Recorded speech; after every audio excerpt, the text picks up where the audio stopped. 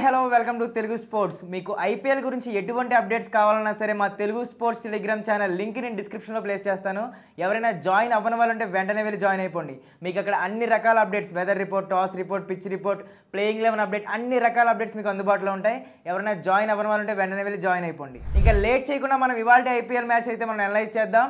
2008 తర్వాత RCB first time CSK మీద చపాక్లో గెలిచింది. 2015 తర్వాత first time Delhi Capitals CSK మీద చపాక్లో గెలిచింది. అంటే 2 సార్లు చెన్నై కోటను బద్దలు కొట్టారు ఆర్సీబీ అండ్ డీసీ.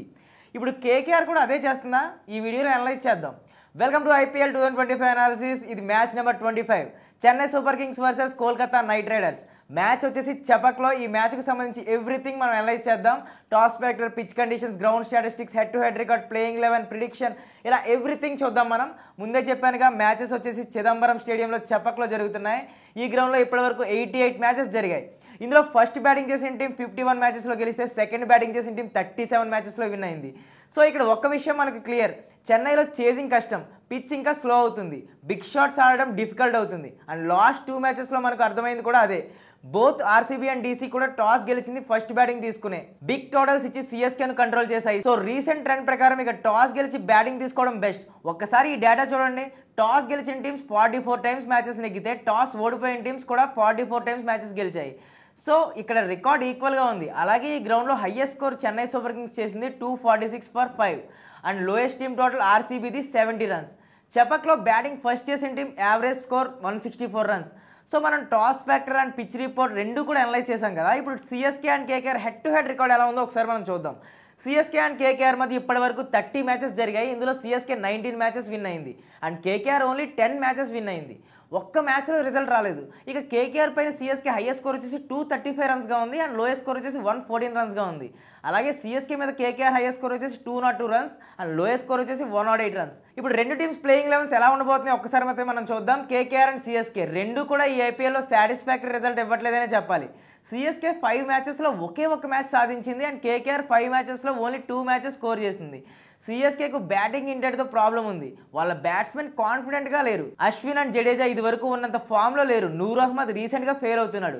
బ్యాటింగ్లో ఎవరు కూడా కన్సిస్టెంట్గా లేరు అండ్ మెయిన్గా ఫీల్డింగ్లో వరుసగా క్యాచెస్ వదిలేస్తున్నారు. అది బాగా మైనస్ అవుతుంది సిఎస్కే టీంకు. కేకేఆర్ కొట్టు బ్యాటింగ్లో బౌలింగ్లో ప్రాబ్లమ్స్ ఉన్నాయి. ఆడితే అందరూ బాగా ఆడుతున్నారు, లేదంటే లేదు. ఫర్ ఎగ్జాంపుల్ ఎస్ఆర్ఎస్తో మ్యాచ్లో వాళ్ళని 120కి అవుట్ చేశారు. అదే ఎల్ఎస్జీ మీద 238 రన్స్ ఇచ్చారు. మరి స్పిన్కు ఫేవర్ చేసే చపక్ పిచ్లో వీళ్ళ పర్ఫార్మెన్స్ ఎలా ఉంటుందనేది చూడాలి.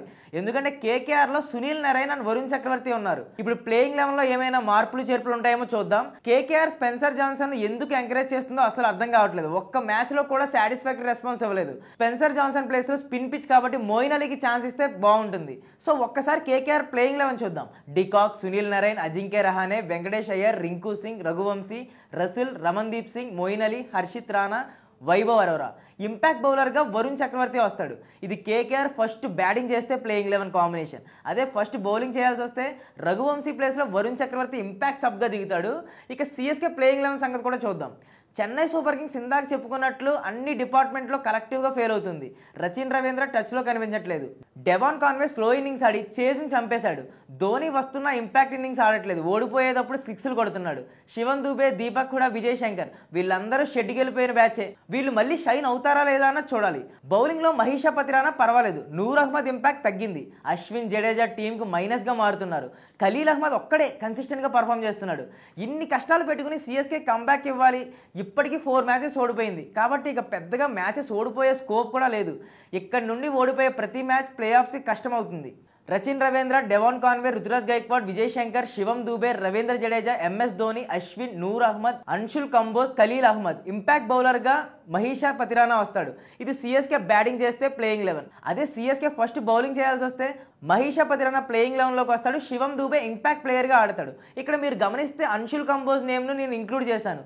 ముఖేష్ చౌదరి ఫెయిల్ అవుతున్నాడు కాబట్టి అన్షుల్ కంబోజ్ మంచి చాయిస్ అవ్వచ్చు. రీసెంట్గా రంజీ ట్రోఫీలో 10 వికెట్స్ తీసుకున్నాడు అన్షుల్. బ్యాటింగ్ కూడా చేయగలడు.